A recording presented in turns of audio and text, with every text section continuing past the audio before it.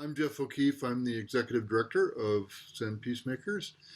And Sean and I have been trading emails, it seems like for 6 months, perhaps. I'm not so sure to try to get this date together. And I'm so delighted, Sean, that you're able to do this. Um, and I'm glad everyone had a chance, to dial in today. This should be really fun and interesting. Uh, Sean Tetsudo Murphy Sensei is a teacher in the White Plum lineage. He practiced with Maizumi Roshi in LA, Daido Roshi in New York, and more recently with my teacher, Jerry Shishinwick Roshi, here in the Boulder, Colorado area. We are Dharma brothers and friends. And the West is a big place. So I even like to say that even though Sean's 6 hours south of me in Taos, New Mexico, that we're kind of neighbors. We both straddle this, the same rib of mountains that run up and down and define the continental United States. It's quite extraordinary, actually. Sean, as I'm sure everyone here knows, is an author of success and repute with 3 novels and a book of nonfiction, uh, scripts, if you will, for video and other educational presentations, plays, articles in magazines, and a number of things. Sean teaches through the University of New Mexico in Taos, as well as through other organizations in New Mexico and elsewhere, and is helping budding writers get into print and develop their craft. So I don't want to say too much more about that other than just simply a shameless plug. Um, I'm sure everyone has seen Sean's book, One Bird, One Stone. Uh, if not, do not pass go. Do not collect $200. Go buy it. It's really fun, and it's educational, and it is such an important part of the history uh, of Buddhism in America, Zen in America in particular. It reminds me a little bit. I was thinking of this morning of Rick Field's excellent "How the Swans Came to the Lake," which is really written more as a history and sort of goes straight through that way. Sean's layout in this book is, I would say, chronological. We begin with Soen Shaku and Yogen Senzaki and move right on through. And it is 108 stories, but it's broken up so nicely that you can, both with longer segments and with just anecdotes. You literally can pick it up, open to any page, and read something. You can read it backwards to front if you'd like. And so it's a wonderful piece of work to have at your hands, and that's probably more than I should say, Sean. With that, I'll hand the baton to my friend Sean Tetsudo Murphy Sensei, and I'll mute myself here. Mm-hmm. Thanks, Jeff. Thanks everyone for coming. It strikes me as quite ironic, as I was saying to Jeff when I came in, that we had this talk on humor and spiritual practice scheduled for this week, had it scheduled for months, and given the events in Boulder recently, it doesn't feel like it hasn't been the funniest week in Boulder. And but let me just say a little bit about humor. How many people here are active Zen practitioners at the moment? Okay, yeah.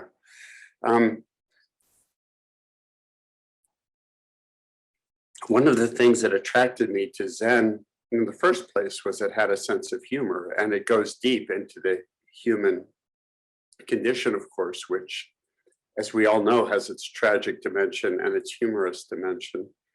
And it's, I don't think I would last in a tradition that didn't have a sense of humor, because life's just too heavy otherwise. And my books, my novels as well, all have,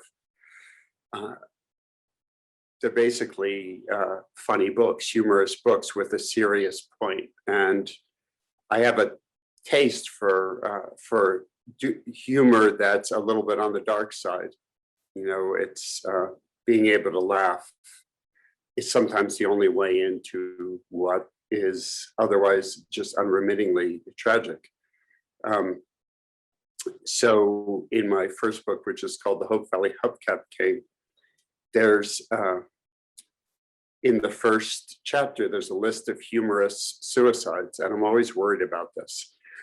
My character is number 13 in, he's the 13th generation of his family to live in America, and the firstborn son in his family has always committed suicide. And there's this list of notes, and I feel like I have license to deal with that in a humorous way because my family is filled with suicides.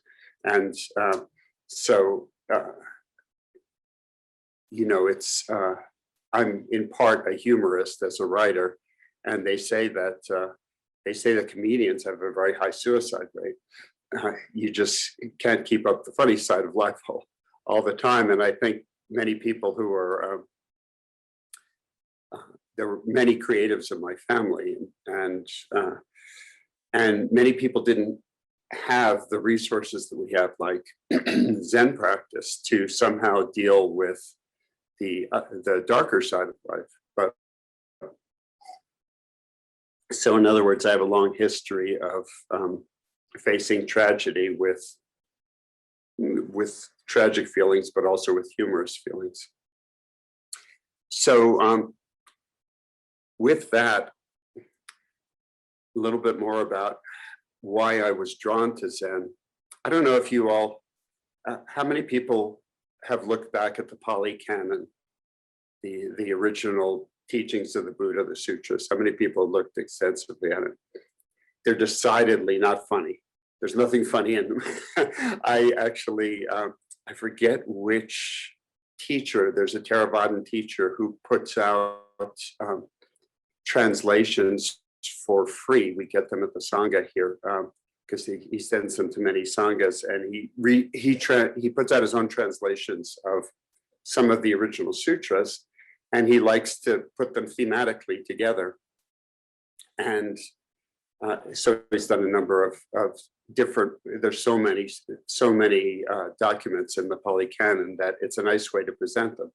You choose a particular theme, friendship maybe, and you put together a small book collecting anything the Buddha had to say on friendship. Well, I was startled one day to step out of our Sangha space back when we went to our Sangha space physically, and saw that there was a new stack of books. I wish I could remember this teacher's name. I'm sorry, I can't.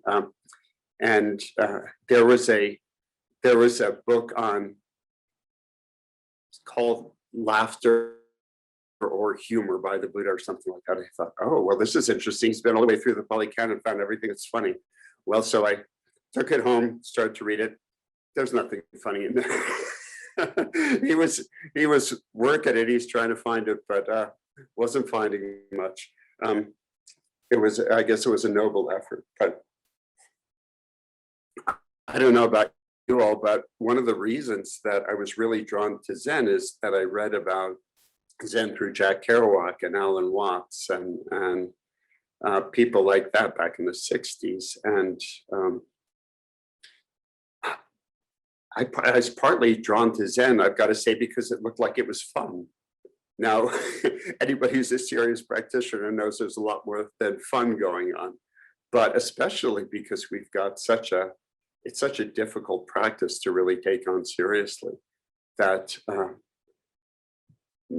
thank goodness we're able to be iconoclastic and anything's open to question, at least in the way I've been trained. So, but yeah, when I first read about Zen through Jack Kerouac and people like that, I just thought, oh, here's this wacky iconoclastic religion that doesn't take anything seriously. Here's the fun religion. This is where I belong. So of course, once I got into it, you face the other side of it. But I still, nevertheless, appreciate it for that element of not only the iconoclasm, that you can kind of overturn anything. Of course, everything's sacred, and humor's sacred, and overturning sacred things is sacred. And so Zen has these stories of a wandering Zen master finding an abandoned temple on a cold, snowy night, and he was freezing, and so there was nothing to burn to start a fire. So he took the sacred carved ancient wooden statues of Buddhas and Bodhisattvas and burned them. And in the Zen world, that's considered the right choice to have made. It's okay for him to have done that in the Zen world. Or we have somebody like EQ, who frequented bars and brothels and broke all the precepts, and yet remains regarded as one of the most highly regarded, most enlightened Zen masters from history, and eventually, I think in his 80s, overtook became abbot of a temple by demand from the government and Zen establishment. So obviously he was thought of very highly. So there's all these stories of of undercutting sanctimony. And of course, the whole Zen tradition started by undercutting what 1,000 years after the time of the Buddha had begun to seem like an ossified religion that was just going through the paces and had lost the heart. And it was a return to direct experience and an overturning of everything that accreted and accumulated, as always happens, to support the institution of life of it. So one of the first stories I ran across, I remember, probably a lot of you know it. It's about it's in Paul Repp's book, Zen Flesh, Zen Bones, and it may be a true story. I can't recall, but I think it is, because it's part of a collection of a number of stories that are not koans. They're not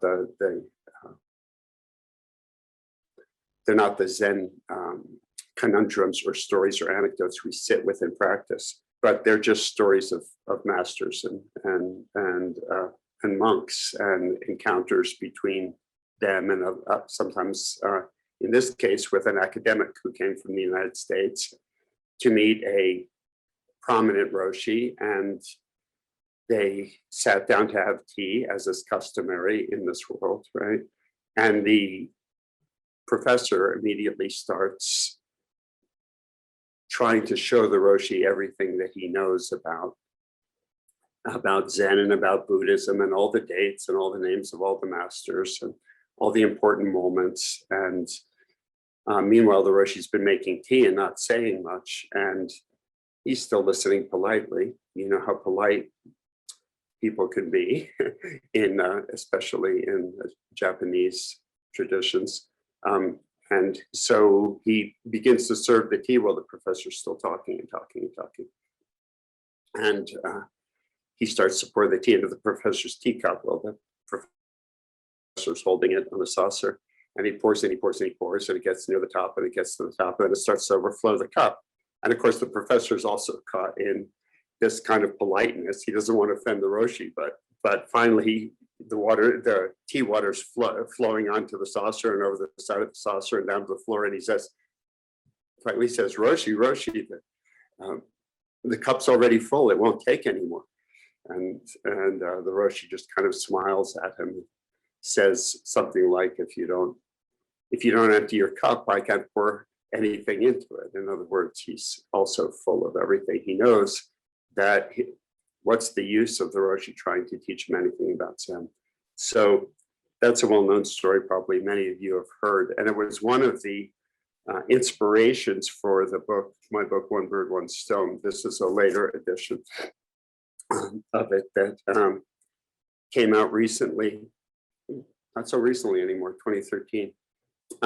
But the real inspiration in writing this book was getting to know John Daido Luri, and who was for 17 years. I spent about 3 years off and on training with Maizumi Roshi, and then I trained with Daido Roshi for about 17 years, I think. How many people know John Daido Luri's books or have ever been to Zen Mountain Monastery or know personally? Yeah. I'm going to tell in a minute that kind of cosmic joke of my first meeting with him. I bet we've all experienced these cosmic jokes. And in fact, at a certain point after sharing some stories, I'd like to hear some from all of you about, because I'm sure similar things have happened to you. But first, I just want to share the first story that Daido Roshi told me when I was at Naropa. I had already had this encounter with him that I'll describe later. And I was in the MFA program in writing. And the first summer I was there,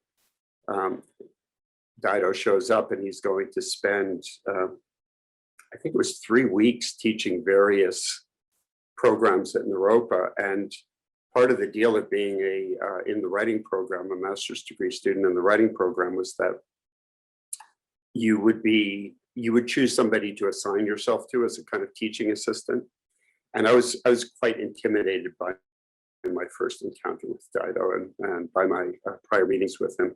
And so I thought, well, this guy makes me nervous. I should sign up and be his teaching assistant. And for a few days, he kept up the kind of stern Zen master front. And then it just broke down. You know, we were having meals together, and as it turned out, we had a lot in common. He's a photographer and an artist, and I was very into photography and video at the time, as well as being a writer. And we just started talking, and we're both storytellers, and the barrier just broke down, and really he became a mentor and an elder, but a friend. We really became friends. I ended up assisting him on a lot of programs like that, and spending a lot of time at the monastery. And Daido's a great storyteller. And one of the first stories I heard from him was this one. So when he was a monk at Zen Center of Los Angeles, studying with Maizumi Roshi, he one day announced to Maizumi, I don't want to get this right. I've solved the great matter of life and death. He announces to Maizumi Roshi. That's a dangerous thing to say to a Zen teacher. And Maizumi says, oh, is that so? And Daido says, yes, I really think I've seen through the great matter. I really think I grasp life and death. And Maizumi said, really? And Daido says, yeah, I think so. Daido was pretty brash, and especially when he was young. And Maizumi says, are you sure? And Daido says, oh yeah, I think so. Well, with that, Maizumi throws himself on Daido and starts to strangle him, knocks him to the floor and starts to strangle him. And of course, Daido can't breathe and he's struggling and he's trying to say, Roshi, what are you doing? Get off me. And finally, Roshi won't let go, and he's just like tenacious, like a barnacle around his throat. So finally, Daido can't figure out what to do, except he hauls back his fist and hits Maizumi. And Maizumi falls off and releases him, gets to his feet, brushes off his hands, says, you've seen through the great matter of life and death, huh? Have you? So there's a part B to the story, which is a little later, Daido's walking through one of the hallways at ZCLA, and he's still got the red marks of his teacher's fingers on his throat. And he passes another senior monk who takes a double take and sees the marks on Daido's throat, and says, oh no, you didn't tell Roshi you solved the great matter of life and death, did you? So obviously this had happened to more than one person. So, of course, what a great story, right? So, and there are many others like it that Dido would tell. And I started to think, boy, we've all seen these books of ancient stories. I call them miso soups for the soul. we These collections of encounters and anecdotes and quotes from ancient masters, but nobody had done a book that was entirely based in the West. And Zen had been in the West for, I don't know, I was writing the book in the early part of the, what do we call them? The aughts, the early 2000s. And so nobody had yet done a book just entirely from Western sources. I thought, it's been here long enough. It's been here 40, 50 years. I should be able to accumulate some stories. So somebody should. That's my first thought, was somebody should do it.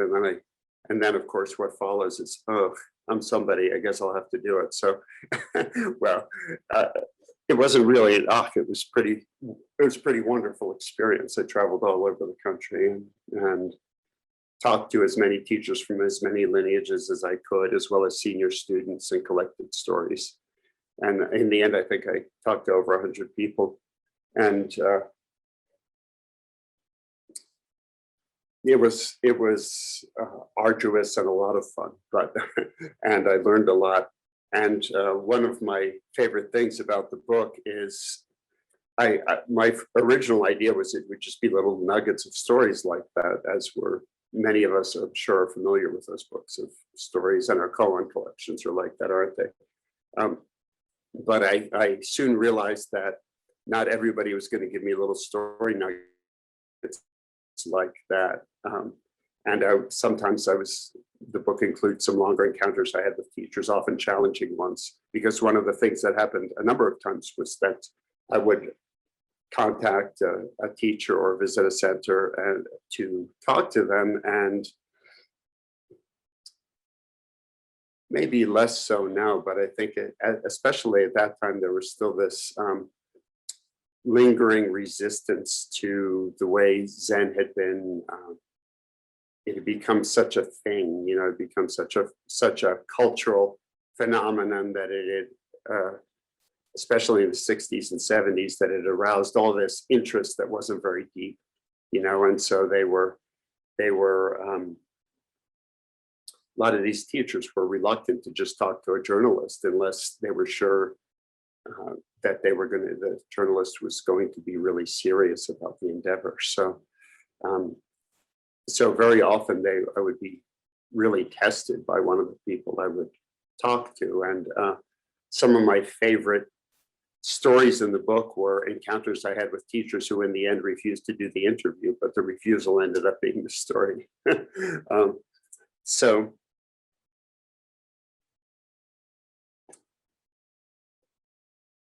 one of the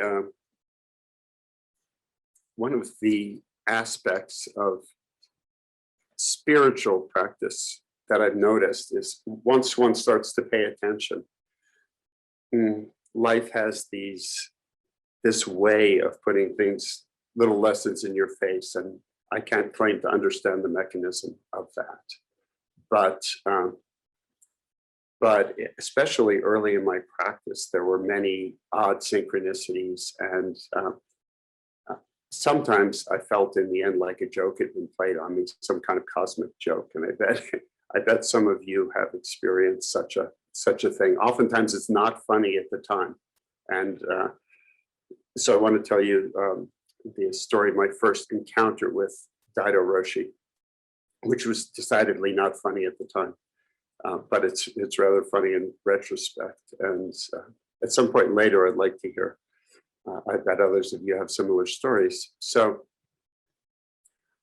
when I was at ZCLA practicing with my Zumi Roshi, there was the 20th anniversary of the Zen Center, which I don't know, maybe that was 88 or 89, something like that.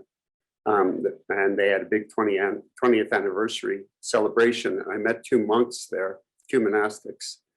At that time, we were just calling them all monks. And some of you know them, Shugen, who's now the Jeffrey Shugen Arnold, who's now the abbot for Zen Mountain Monastery and Daido's successor, and Bonnie Myotai Tracy, who is also one of Daido's successors. And they happened to be sitting at my table, happened to be at the same table I was at in a hall with hundreds of people. And I was very impressed by them. They were just, you ever meet one of those practitioners that seems like they've got a light bulb inside their head and they're just shining, and both of them were like that. And we had quite a vigorous conversation. I was really impressed with them. And I already knew the mountain record, which was Zen Mountain Monastery's publication. And so they really urged me to come visit the next time I was on the East Coast. So of course I was going to do this. And the next summer I was in the East Coast for some other business. And I decided to pop into the monastery and spend a day. So I do this, I show up there. I showed up too late to sit in the evening. So my first sitting was the following morning, and I went into the Zendo. And at this point, ZCLA had been it's in California for one thing. So it's automatically more relaxed than New York State. And also it had been in existence for 20 years and it had a pretty relaxed atmosphere. And I really wasn't prepared for the decidedly unrelaxed atmosphere at Zen Mountain Monastery at the time, which was early in its years. And it was quite military. People were shouting in the Zendo. If somebody moved, they'd shout, "Don't move." If somebody nodded out, one of the monitors would shout, "Wake up." And, had that kind of atmosphere to it. And at that time, I was so inflexible that I couldn't sit cross-legged. Or if I did, at ZCLA, when I tried to sit cross-legged, the monks would come over with zabutons and zafus, and it's literally, I would end up sitting in a nest because they would stuff so much stuff under my knees, which were so high in the air. So I converted to a folding sitting bench. And that's what I had with me. I was sitting in the morning, and the time came to call for Dokusan, which probably most or just about all of you know is the private interview with the teacher. And I'd heard that Daido could be quite a fierce teacher, and especially in those years, and in the Japanese tradition, Dokusan, or the meeting with the teacher, can be quite a challenging affair. They can really poke and prod to test your understanding. So they called for Dokusan, and nobody really explained anything to me about it. I didn't realize that as a visiting student of my Zumi Roshis that I would be called up to go in first as a courtesy. And in fact, I didn't even know for sure if I'd be called to go to Dokusan at all. But anyway, the call comes for Dokusan, and I do what we would do in ZCLA, which is I get up in no particular hurry. I start to fold up my sitting bench, and the monitor, who's a fierce-looking, shaved-headed monk, which I was still getting used to in 14th century robes and all that, shouts, "Move quickly!" And I'd never been shouted out in a Zendo. I just very, very startled. And at that moment also, not only do I realize that I have to move quickly, but nobody's told me where to move quickly to. I have no idea where the Dokusan line is. And there's nobody in the line yet.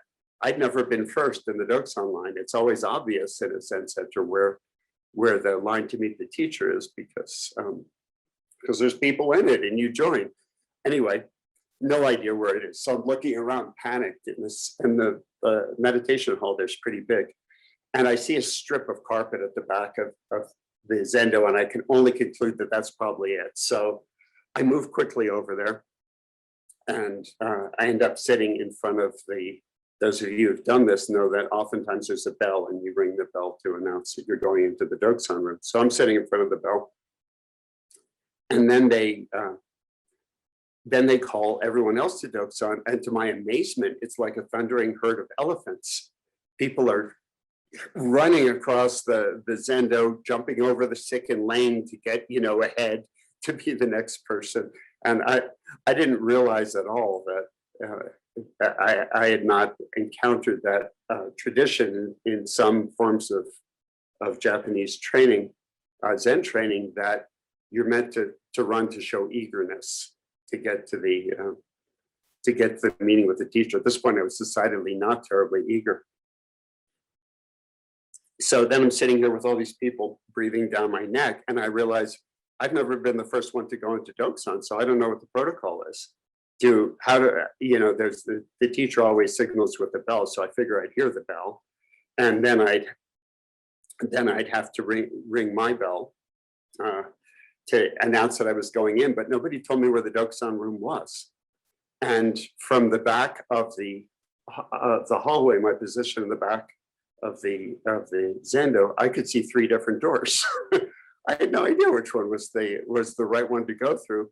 And also, the protocol is that if there's another student coming out, you do a bow with the student, and it's a series of 3 bows.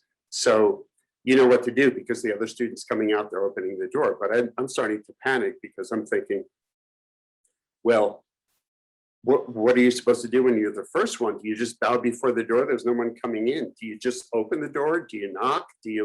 What do you do?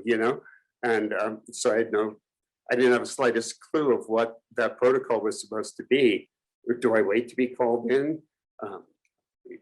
As I'm standing in front of the door, I had no idea, and I didn't even know which door it was. So I'm sitting there in quite a state of panic, and I hear the teacher's little bell ring, and I jump up with my bench. I still don't know where I'm going to go, and I run to the back part of the hallway. I'm looking at the 3 doors, and finally, I just take my best guess. And then I figure, as far as the protocol goes, Zen, it's when in doubt, bow. So I stop before this door at the end of the hallway, and I just do a full prostration in front of it. And the monitor, who's been watching me in the zendo, shouts, "No, no, no, no, no!" And and he says, Jikido, who's the timekeeper, he says, "Jikido, go help him." So the Jikido comes running out of the,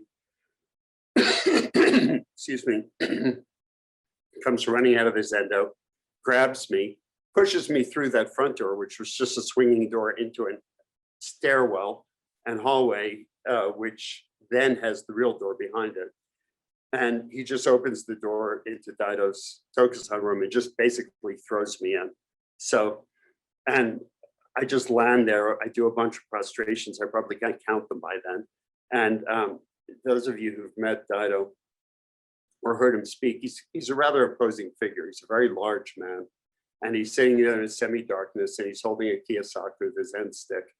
And he's got these old Navy tattoos on his arms, which were showing, and in the semi-darkness of the Doksan room with the candlelight, they seem to be crawling about his arms.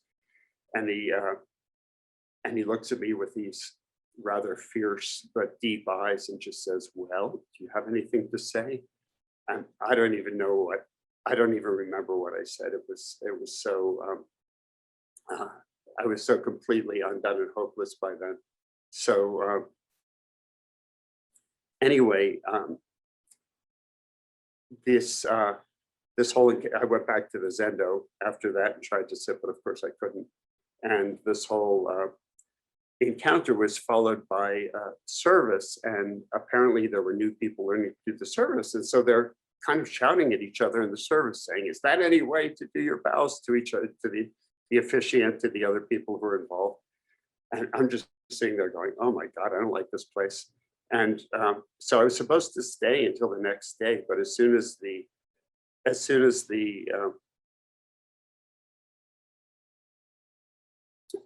morning sit was over, I went upstairs and I just started packing my stuff, and I was just going to slip out and never be heard from again in that place. I'm just thinking, I was just fuming. I was thinking, Zen Nazis, I've never been treated this way in my life, you know, fascist Zen, I'm getting out of here.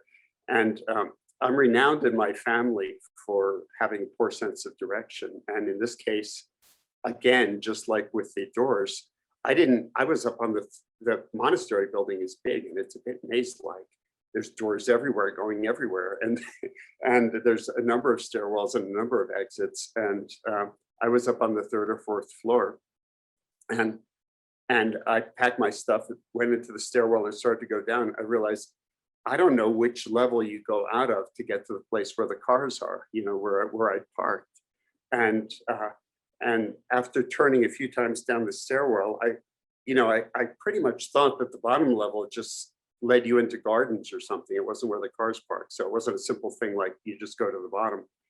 So anyway, I go down a couple of flights and finally I thought, okay, just got to pick a door. Well, I opened the door and I stepped in with my backpack and everything. And I haven't gone out of the monastery. I've stepped into the inner office. And Shugen Sensei is sitting there, who's now the abbot there. And he's one of the ones who invited me to come there. And he sees me step in and his eyes just light up. And again, I saw that shine that I'd seen when I met them before. And he comes out from behind the desk and he says, "Oh, do you have to leave so soon? It's been so wonderful having you here," which completely confuses me. You know, of course, he comes up and he gives me just this giant hug and looks back at me and says, "It's so great to have you here. I hope you'll come back and visit us again." And his eyes are just, if you know Shugen, you know, well, he can be fierce too, but his eyes can also have that shine of perfect love. And that's what I was getting, like, geez, Dharma brother, you're great. I hope you'll be back. And I bumbled something came up, yes, and I have to leave earlier than expected. And at that point, I couldn't get out of leaving, so I had to leave.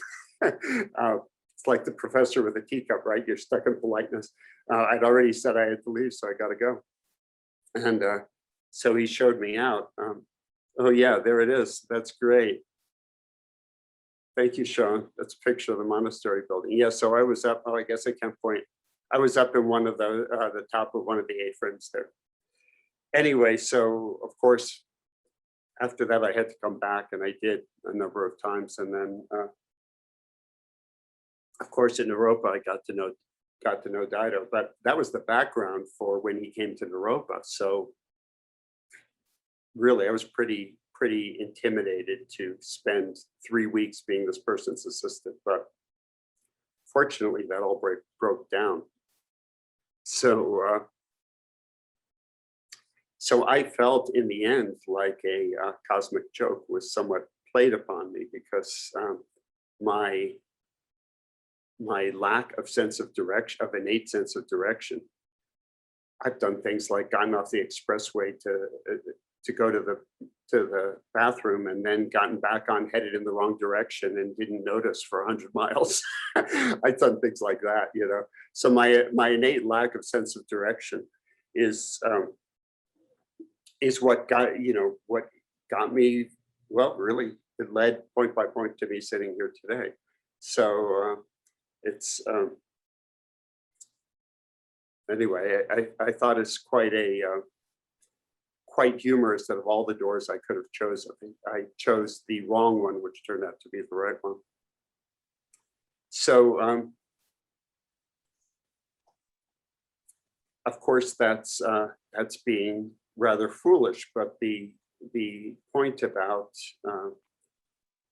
Zen and many traditions is you don't get anywhere if you're not willing to be a fool. You know, that's certainly one of the tricks of Dokusan, the meeting with the teacher, and of koan practice. You don't get anywhere with koan. Sometimes you have to be silly. You have to act something out in this very rather stern environment of formality that tends to be in the Zendo. But then you go into the meeting with the teacher and you have to do, I don't know, you have to imitate an animal or something, you know, and so, which means, of course, that you have to put down your ego. And of course, I didn't put, if I been willing to put down my ego in that meeting with Daido, he probably would have responded. You know, if I just said, oh, I was just such a fool, I just did everything wrong, you know, we would have had quite a different encounter. But instead I was trying to keep some semblance of dignity or something. There's a William Blake quote that says, any fool who persists in folly will eventually become wise. Isn't that great? Any fool who persists in folly will eventually become wise. So it's only through persistence in folly that that I've come that I'm talking with you today. There's a story that actually, it's a traditional story that opens the book that feels pretty emblematic about something about Zen practice. There was this fisherman, it is said, who was thought to be crazy by all the other fishermen. This is in ancient China, of course. And there's this fisherman who's known for being crazy because, unlike the other fishermen who do the usual thing of fishing with curved, barbed fish hooks, he fishes with a straight needle attached to a string. And of course, he never catches any fish. And the other fishermen are always making fun of him. Why don't you use a real fish hook and maybe you'll catch some fish? And the fisherman's saying, no, I'll do it this way. And the news of this crazy fisherman spreads, who never catches any fish, and eventually makes it all the way to the emperor. And the emperor gets so intrigued that he has to come and see this for himself. And so he travels to wherever the fishermen were congregating and figures out who's the one who fishes with the straight hook, and goes up to him and says, fisherman, what are you fishing for with your straight hook? The stories of your eccentric methods have spread all over China. What are you hoping to catch with the straight? What are you fishing for with your straight hook? And the fisherman says, I've been fishing for you, emperor.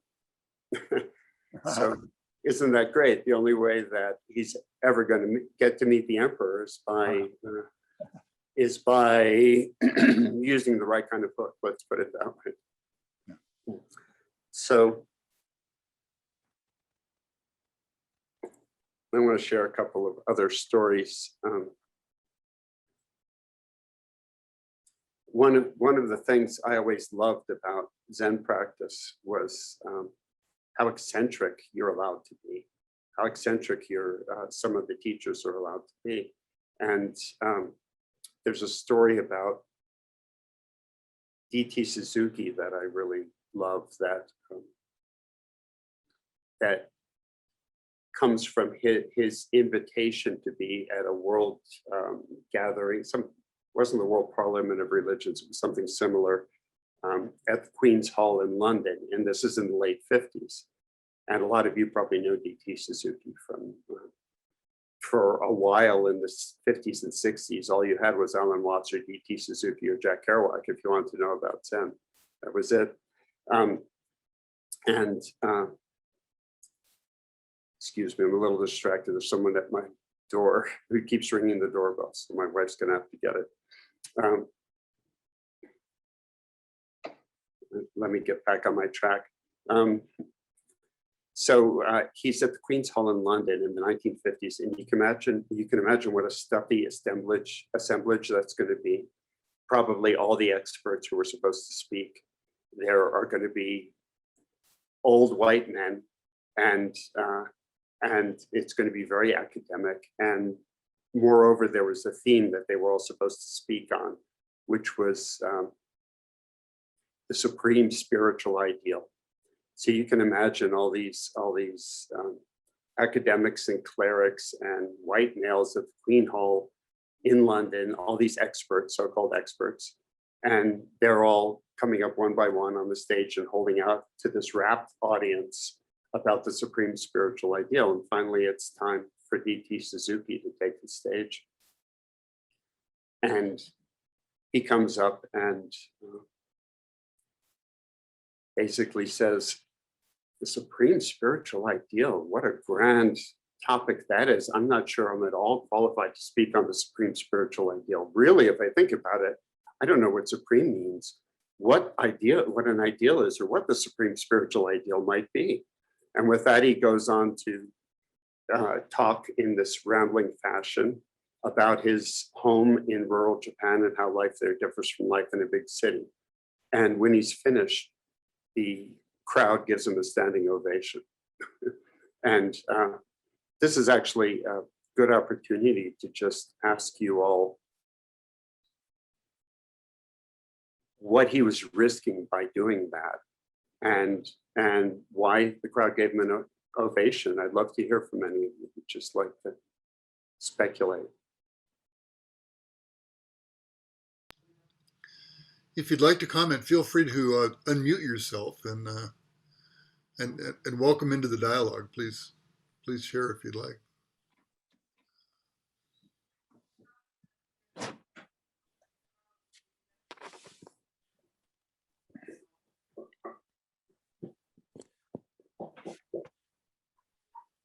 I think he just did without theories or concepts or anything, and I think that's why that was his point. He didn't get caught in the theory, right? He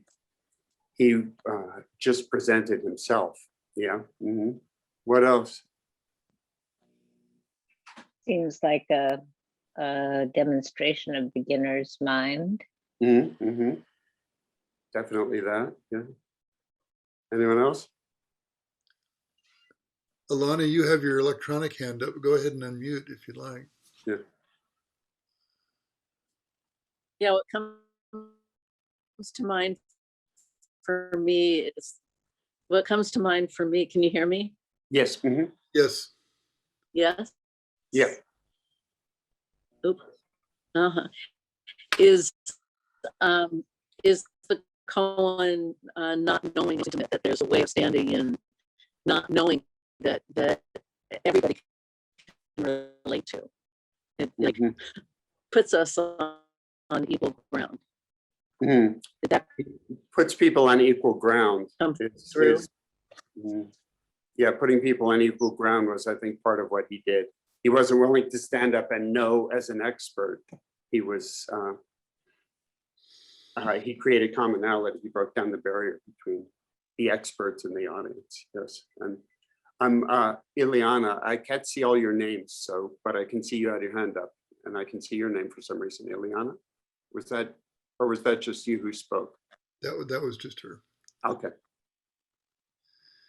Anyone else? What was he risking?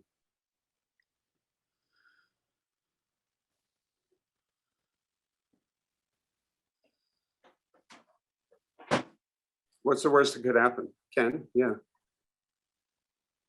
Did you want to speak, Ken? No. Oh, okay. Your name just flashed. I would say certainly his reputation. Yeah, he's risking being thought of as a fool, right? And but which means he's coming up there and putting down his ego. He's not hiding behind his ego, his knowledge, his knowing, some front. He's just, in other words, what isn't one of the supreme spiritual ideals humility? So didn't he demonstrate humility instead of talking about humility? And this is something we see through the Zen world all the time, not just the Zen world. There's others. I want to share some stories from some other traditions as well. But yeah, he's basically on the one hand, he's saying, I don't know, in the sense of I'm not willing to speculate and talk about this. But on the other hand, he's directly demonstrating, just like Maizumi Roshi did with Daido. He's not saying, well, let's talk about whether or not you've seen through the great matter of life and death. He's directly demonstrating that if Daido had seen through the great matter of life and death, then why is he fighting so hard for his life at that moment? Why is he fighting so hard for breath? So these kind of dramatic sometimes shock tactics,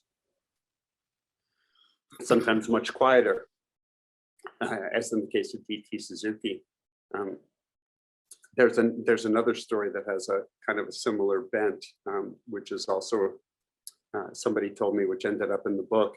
It's about this Chinese Zen monk named Dei Chun, who, like a few people who I tracked down stories about, somehow managed to get out of China during one of the purges of Buddhism that was happening after the Communist Revolution there. And I don't know the exact circumstances, but somehow he lands in a small town in rural Tennessee, right smack dab in the middle of the Bible Belt. And Dei Chun is just being Dei Chun, which means he's wearing his yellow orange robe, which is probably 30 years old, and probably a pair of old sandals fixed with duct tape or something, and just being himself. And he lands in this cabin in the middle of the Bible Belt.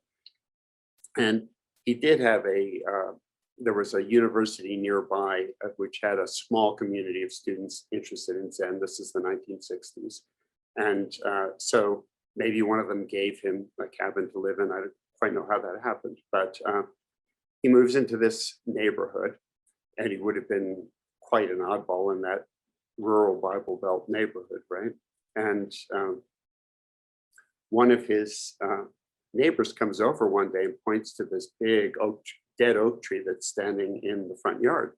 Says to Dei Chun, "You better cut down that tree, because one of these days we'll have a big wind and it's going to fall on your house." And so Dei Chun says, "Oh, okay." And he goes to a thrift store and he buys a little hatchet. And I pictured like one of those little Boy Scout hatchets, you know. And he comes home and proceeds to whack away at the tree's enormous trunk, and making very little progress.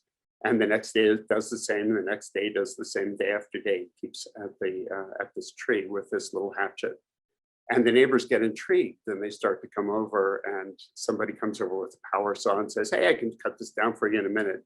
Dei Chun says, "No, thank you, no, I do this my way." Keeps chopping away.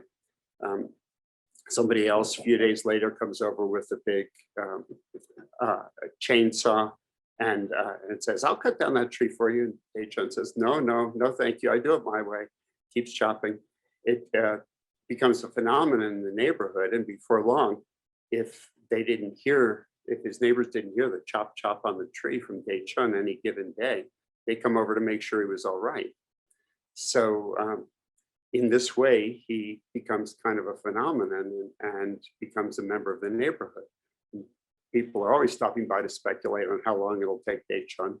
But sure enough, one day, finally, he gets all the way through the tree, and the tree falls with an enormous crash that shakes the whole neighborhood. All his neighbors come out, and they're standing there amazed at him just standing there with his hatchet. And they say to him, "Well, what will you do now, Dei Chun?" And Dei Chun holds up his hatchet and says, "Make firewood." And so you can imagine this strange shaven-headed monk in a yellow robe showing up in this Bible Belt community. And if he'd gone door to door and introduced himself to his neighbors and said, "Hi, I'm Dei Chun. I just moved in the cabin next door," I can't imagine he would have become a member of the neighborhood, right? But through these unconventional means, he's become a member of the neighborhood. So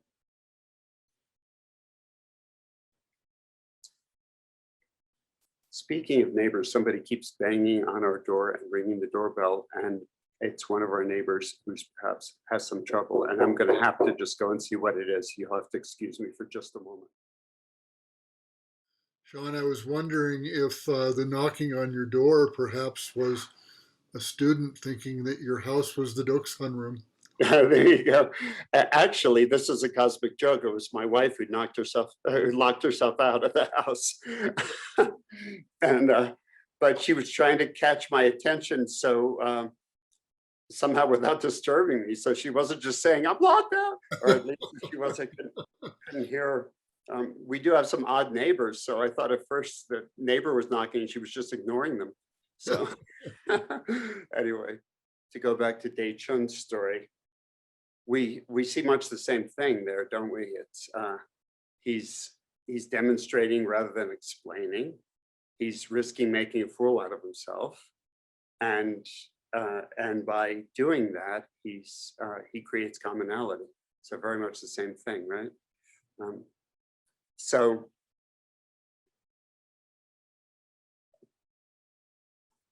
it's one of the things that's always intrigued me about Zen practice is what would it be like if we approached life without a filter?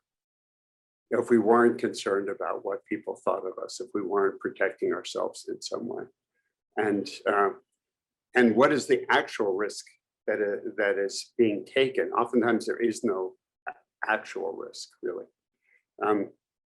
There's another story by another Chinese monk, and that I'd like to share with you.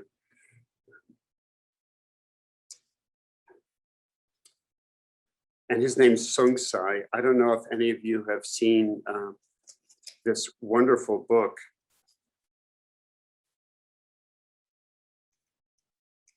by George Crane called The Bones of the Master. And it's, I really highly recommend it as a Dharma book. It's about him going with his teacher, the Chinese monk Sung Sai, back to China with to find the bones of Sung Sai's master and give them a proper burial, because he had to flee during one of the eras of prosecution. I think he was the only monk who survived in his monastery. But I want to just read you a little bit about Sung Sai. And this is George Crane speaking. The most fascinating thing about Sung Sai, says writer George Crane of his teacher and friend, the Chinese Zen monk who escaped communist China in 1959 during the Great Leap Forward era of religious prosecution, is that he spends his whole life till he's 31 years old, living in a mountain monastery at the edge of the Gobi Desert. For him, the 20th century doesn't exist. He's a 13th century man. Automobiles, electricity, he knows nothing about. 16 months later, he slips under the barbed wire into Hong Kong. That 3,000-mile trip is amazing, but what he really does is he walks through time. He walks into the 20th century, and he does it with complete ease, with complete relaxation and total acceptance. And I just have to fill in something here that from George Crane's book, The Bones of the Master. The way Sung Sai did this, made 3,000 miles across China disguised because he couldn't appear as a monk, and without money, because monks don't have money, and during a time when the country was in famine, he finds out from somebody that if you can go to a certain bridge and jump on top of a train, then you can cling to the top of the train and be carried closer to Hong Kong. And so, of course, there's all these checkpoints at the actual train stations, but the word's gotten around with people that they can just jump on top of the train when it passes under the bridge. Just jump on top of the train. Well, Sung Sai's never seen a train before. He doesn't know what a train is, really, you know. So he goes and he does this, and the train apparently. There were many people who were doing this, and the train would pass under all these really low bridges. And if you didn't really cling to the top of the train and lay yourself down completely, you'd be swept off the train by the roof of these tunnels and bridges, which he saw many people swept off the train. And not only that, but I imagine there'd be a great temptation to lift your head to see what was going on, and you couldn't do that. So. Anyway, just to show, walking into Hong Kong is walking into the 20th century is pretty amazing, but jumping on top of a moving train when you have no idea what a train is, and traveling thousands of miles that way, that's amazing too. So although he became revered as a Dharma master in Hong Kong, Sensei lived the quiet life of a hermit monk for much of the time since his arrival in the US in the 1960s, until his story came to light in the book, The Bones of the Master. So having built his own cabin in upstate New York, Sensei writes, meditates, and translates traditional Chinese poetry while trying to avoid seekers and the curious. He's also a doctor of Oriental medicine and performs occasional healings, as the editors of several publishing houses discovered when he and Crane went to pitch the first 4 chapters of Bones of the Master in hopes of funding their expedition to China. Sensei was dressed for the occasion in his many times patched orange monk's robe he'd acquired in Hong Kong 30 years before, a straw hat fixed with duct tape, and a pair of battered Tai Chi shoes. Perhaps to reassure the editors that he could withstand the rigors of the journey which awaited them, he began at one of the publishing houses to demonstrate his youth and vitality. As George Crane tells it, as it turns out, 16 publishers expressed interest. I remember we were sitting at one publishing house. The editor-in-chief was there with their new publisher. Sensei began to show them how young he was. Look at the skin on my arm, very young, very pretty. Then he said to the editor, you touch. So she touched his arm. Then he touched her arm again, took her wrist and felt her pulse. Ooh, you need my help, he said. You are very weak. Although the editor didn't take Sensei up on his offer of treatment, she later made an offer on the book. The two continued their tour of publishing houses. In a later meeting, Sensei was talking about his old teacher when he burst into tears in the conference room. The whole room got silent, says Crane. He sat there and cried and cried. Nobody said anything. We were around this table with the publicist, the publisher, the editor-in-chief. He cried for what seemed like a half hour. Probably it was just a few minutes, but it seemed like forever because the room became absolutely silent. Then all at once he stopped crying and broke into laughter. Oh, he said, my teacher would laugh at me. In yet another meeting, Sensei took a woman's pulse and announced, oh, you're on your bleeding time now, but you soon be over. Day or two, you'll be done. That's Sensei, says George Crane. You never know what he's going to do. There's no filter. There's never anything going on beneath the surface. What you see is what you get. This is it. This is who I am. All the publishers ended up making offers on the book. So there's another example of that. No filter, nothing in front. And part of what strikes me about that is it's one thing to take somebody's pulse and announce that they're on their bleeding time, and we all know that that's something quite eccentric from our standpoint. But what strikes me too is that he thinks nothing. He's in his 50s probably by then, maybe he's in his 60s, of just showing them, the editors, the skin on his own arm and saying, see, I'm young, meaning I'm young enough to do this. See my skin, very young, very pretty. That's the sort of thing that I don't think any of us would ever do. So I want to talk about a couple of other traditions that have similar holy fool wisdom tradition methods. But I wonder if anyone has any questions or comments so far on this. Again, if you have a comment or a question, feel free to unmute yourself and share.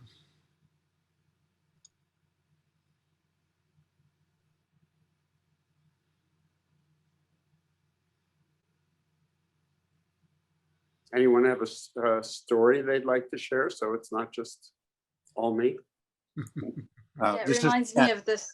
Oh, go ahead. After you. Now I can validly join in here before I kind of interrupt you. But so this is pretty recent and still a little raw. But it was last Monday, the day of the shootings in Boulder. And my first response, habit energy, is to vilify the RNA. RNA? Yeah.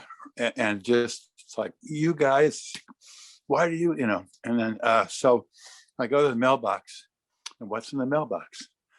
RNA. Am I doing that right? Yeah. The NRA. NRA? Yeah. RNA. That's National, something else. yeah, right. NRA, yeah. mhm. Okay. Anyway, that's a koan right there. But anyway, so I go to the thing and I open the thing and there it is. It's a catalog for accoutrements, no guns, but all the things you need to be a good member. And I thought, oh my God, what a slap in the face that was, like, and then it turns out it's from a person who is across the highway. I live right near Highway 550 in New Mexico, and right across with almost the same exact address, except for one word. Wow. So I get to say, I'm trying to see that maybe I vilify everybody like that. And this was a way to see that, no, this is another human being just happened to be over there. And but anyway, I'm still kind of working on it, but that's what I wanted to share. Well, so did you have to walk across the I know road and give the about that. gun catalog to your neighbors? My wife said, don't bring him the catalog. I don't encourage that. So no, I still have it. I'm going to make a collage out of the pictures in there, but no. Yeah. Good. Yeah. Mhm. Yeah. Thank you. Yeah. There was someone else who wanted to share. Yeah, I was going to say that the story you just related reminded me of Picasso, who's this artist who actually said that in order to really master art, you had to draw and paint like a child. Mm-hmm. Yeah. Thank you. Well, I wanted to share a little bit about the Jewish Hasidic tradition. Also has a kind of a crazy wisdom thread to it, and I was looking into it a little bit online, and I found these quotes from Zalman Schachter, who was an interfaith scholar rabbi who was at one time at Naropa Institute in Boulder, was the World Wisdom Chair at Naropa. And I just happened to find this one line that the encounter between the Hasidic rabbi and his disciple took the form of a private one-to-one spiritual meeting. The rabbi was encouraged to serve the disciple very strongly. Many methods of awakening were used, including shock. A rabbi might deliberately try to shock the disciple to shake him loose from conventional viewpoints. The confrontation was often described as a battle between the rabbi and the disciple's ego.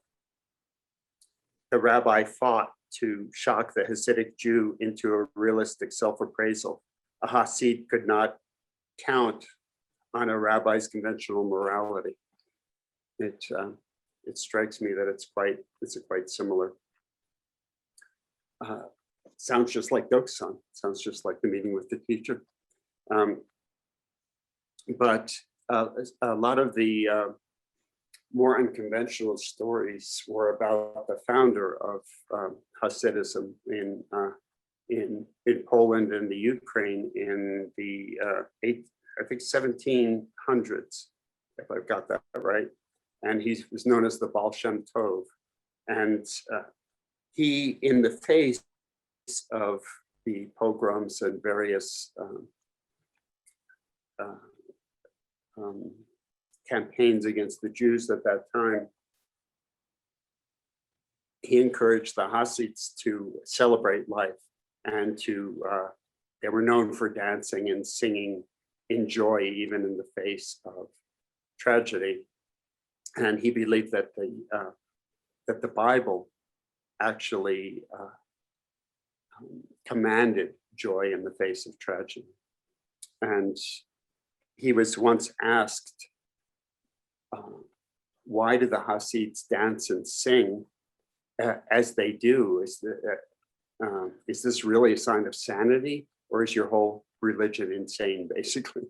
And he told this parable, which these days would probably be considered would not fit our social norms, let's put it that way. But he told this parable of a musician comes to a village, and a very gifted musician, and begins playing on a corner, and is so gifted and so just amazing that all the townspeople start to come out of their houses, and before long the whole town's in the street dancing and singing. And a deaf man happens to walk by, and all he sees is all these people jumping around looking like lunatics, and he can't hear the music, right? And the Baal Shem Tov said, we Hasids dance to the music emitted by every being in God's creation. If some people have less sensitive ears, does that mean we shouldn't dance? So that's one example of the of such stories that are told about him, and he's it's worth looking into if we don't have time to go into it in great detail. But it's not necessarily something we would think of the Hasidic movement today, how joyful and unconventional and remarkable it would have been at the time, because like many times in the history of Judaism, there have been lots of oppression, and so this kind of joy and humor in the face of oppression is something that runs through the Zen tradition. It's a lot of people don't realize that this big spreading of Zen that happened in China after with the successors of the sixth patriarch, teachers like Ma, Baso, and the first few generations after the first six ancestors, they came of age as teachers in a time where there was great famine and a civil war going on in China. And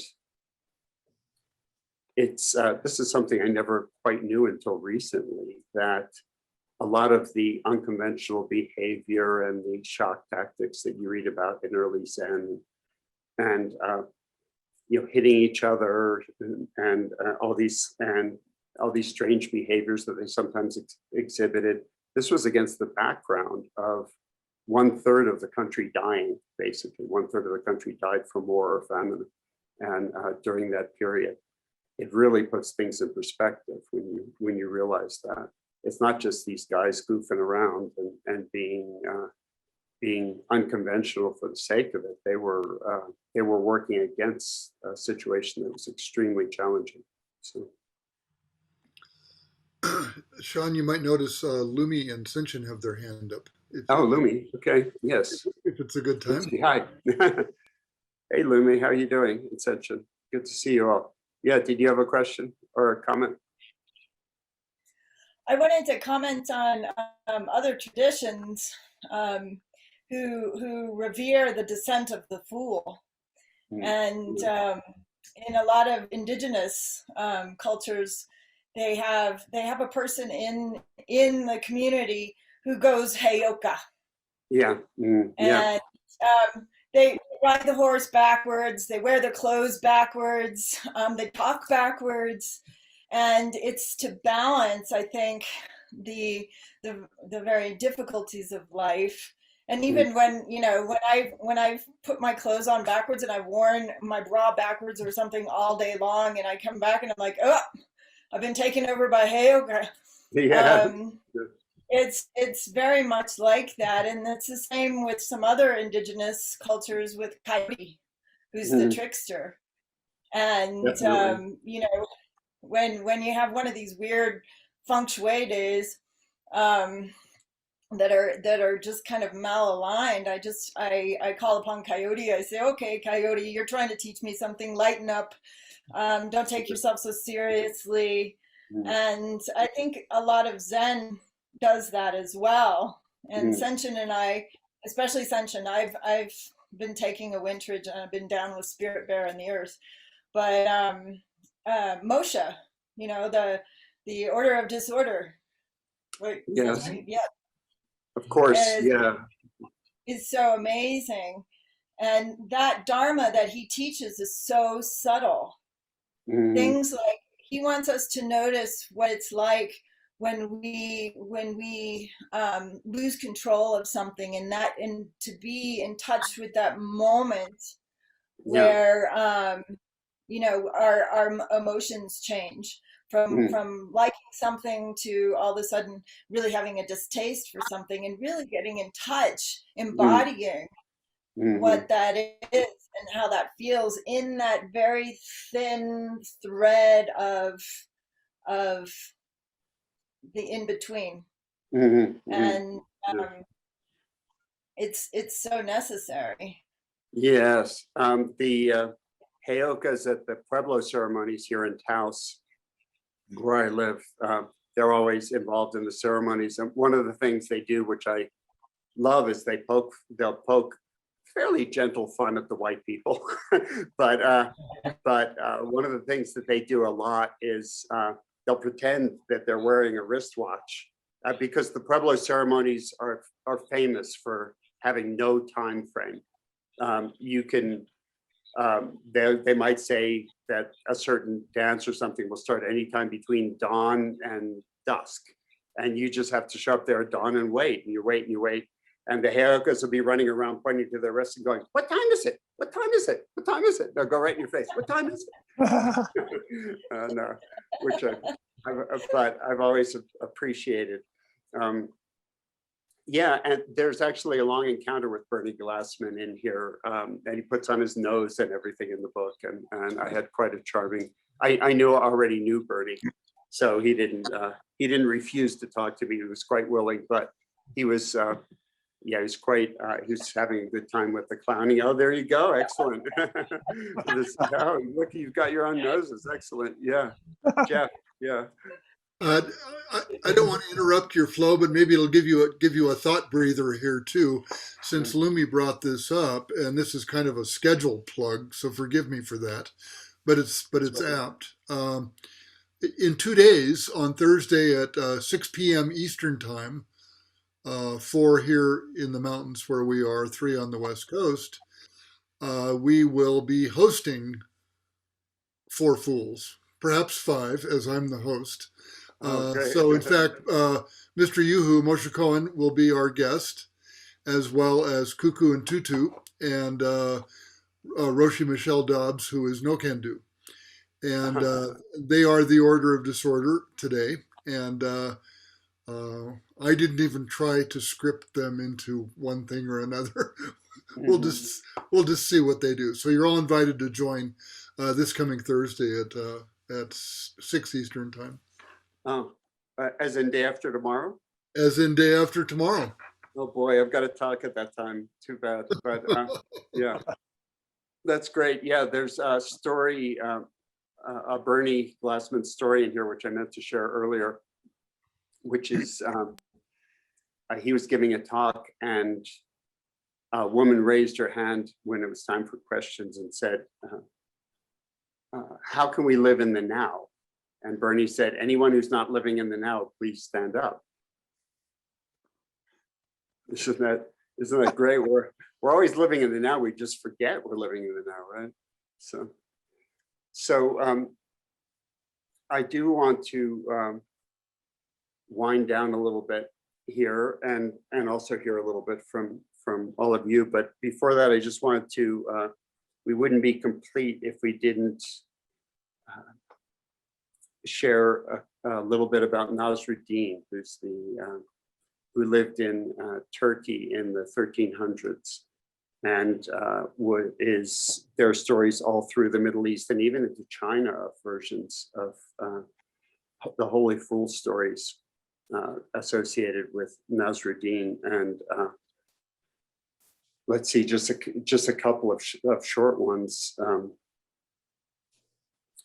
Nasruddin is bustling about in the shrubbery at night under a whatever version of a street lamp they had in those days in Turkey. One of the villagers walks by and says, the other thing about Nasruddin is he's a mullah.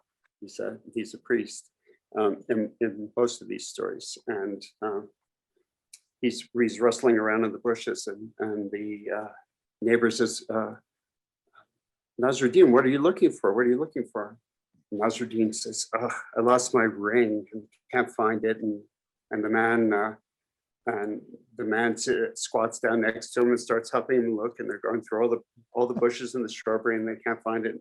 Finally, the neighbor's getting frustrated and turns to Nasruddin and says, are you sure this is where you lost it? And Nasruddin says, oh no, I didn't lose it here. I have no idea where I lost it. And the man says, well, then why are we looking here? Nasruddin says, there's more light. So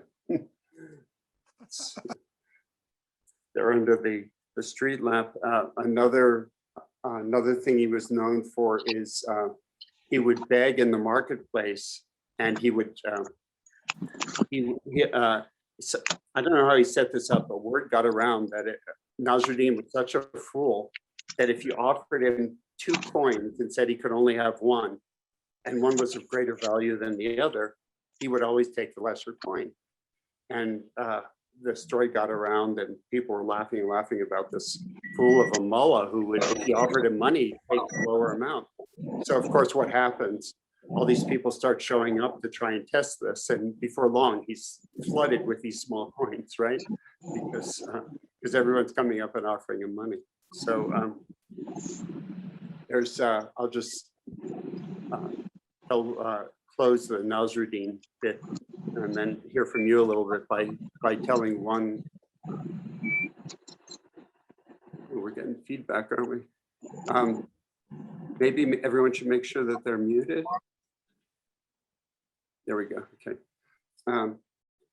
Yeah. So Nasruddin's. It's one evening. There's a full moon, and Nasruddin walks by a well, and he looks down. And he sees the reflection of a full moon in the well, and he says, "Oh no, the moon has fallen into the well. I've got to get it out."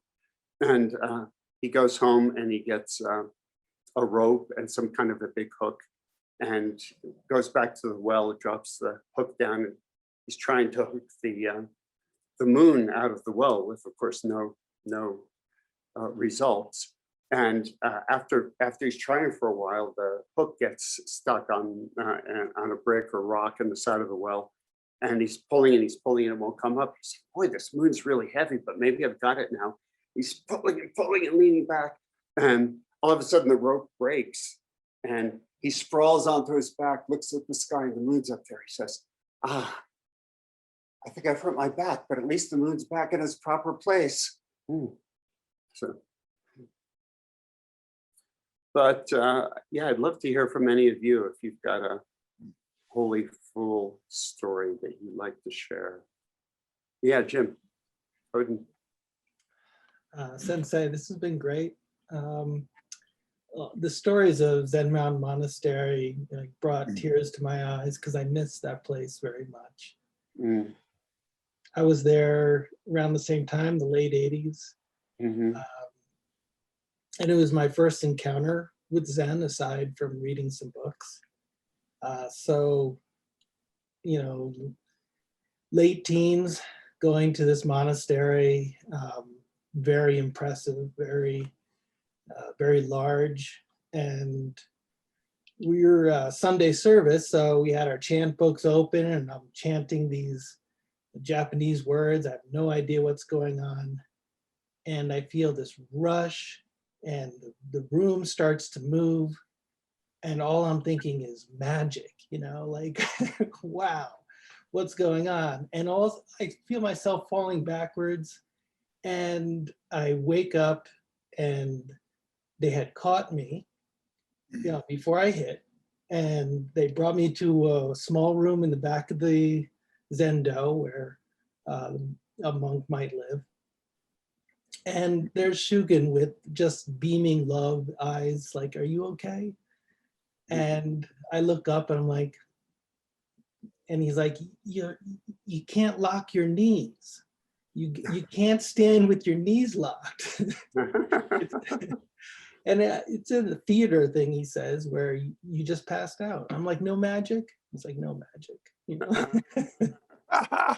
And the sternness of that place was wasn't, it was a veneer that I realized through that, was like, that is just a form. And it's the only form I knew for 15 years, really. But the sternness of Dido, when I first met him, was the most gentle, loving, kind person that I could imagine. And Oh, yeah, definitely. It was, there were a certain amount of theatrics to the way things were done. And the person who just yelled at you in the Zendo, of course, I didn't realize that at the time, but yeah, you know, they were laughing with you at lunch. And in general, the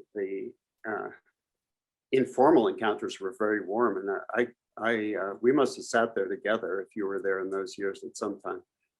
But I did a number of residencies. In fact, Dido ended up writing the introduction to this book, and he really stood behind it. And I wrote part of it while I was in residence at the monastery. So I ended up forming quite a close relationship with Dido. We were for years, and yeah, he could be very warm and loving. When he first met my wife, at that time my fiance, he took us to lunch and he was singing Italian love songs to her, and you know, just it was all warm and mushy, you know, and funny, and he had a great sense of humor, and oh yeah, it was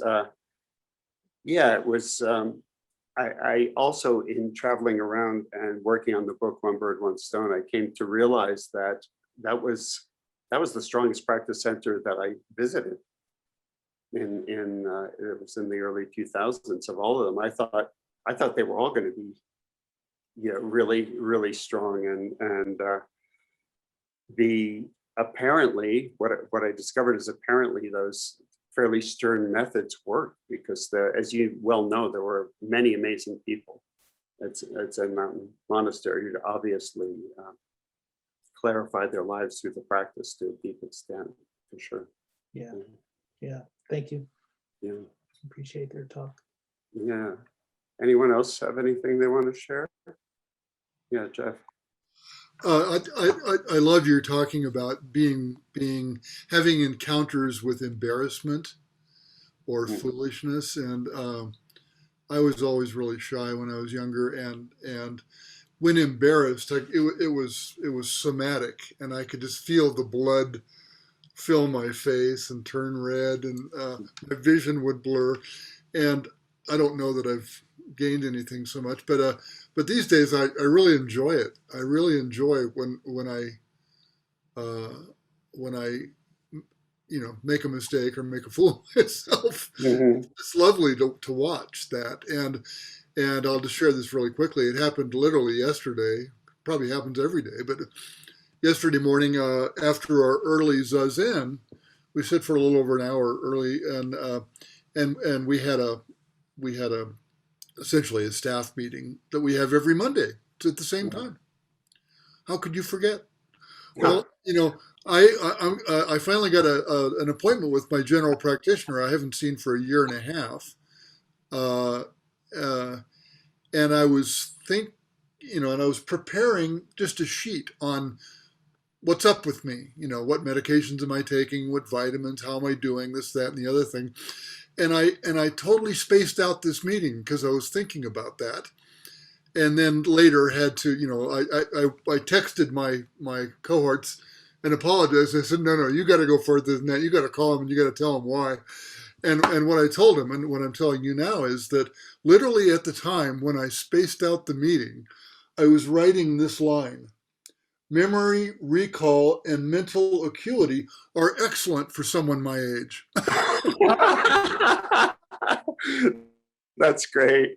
That's excellent. And I just love the there is, and the foolishness of that. yeah. I direct a program through my Sage Institute where we it's kind of our addition to the mindfulness movement currently, where we train mindfulness teachers meditation, mindfulness leaders. We don't call them teachers. They're not spiritual teachers. They're like a yoga teacher, just to be able to give basic meditation instruction. I'm sure we all know people who never go all the way to become a Zen teacher, but would have something to offer in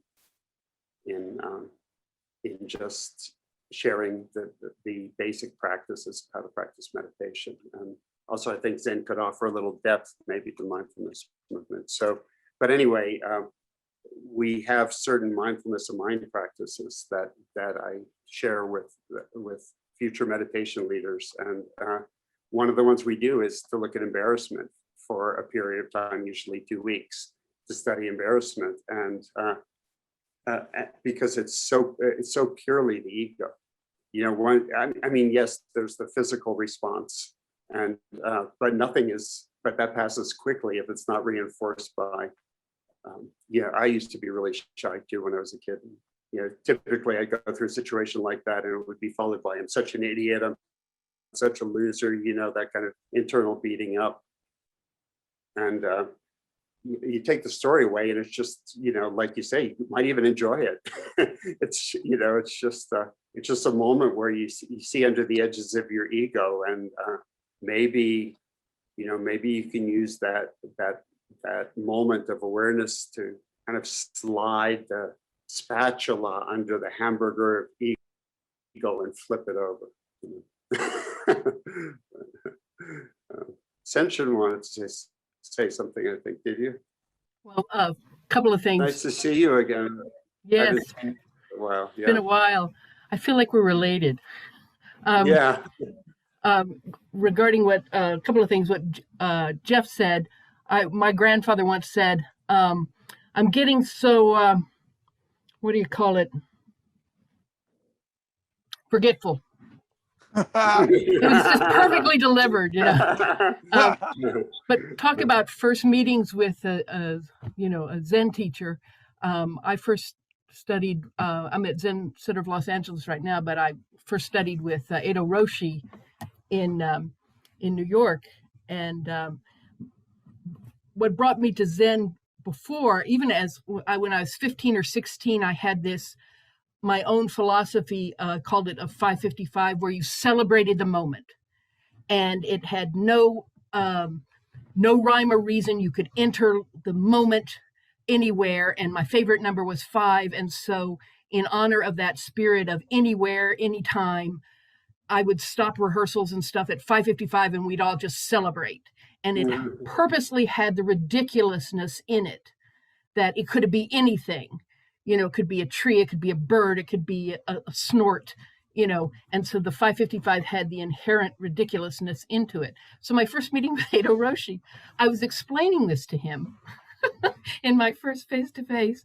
And it was like, and I think he was somewhat impressed by my spirit of Zen, but then he was telling me to go when he rang the bell, and I was probably still talking, and he says, "Go, go, go." And as I was leaving, I said, "Oh, and go is 5 in Japanese. So this is go, go, and it's 5. And he goes, "Go, go, get out of here." That's great. That's great.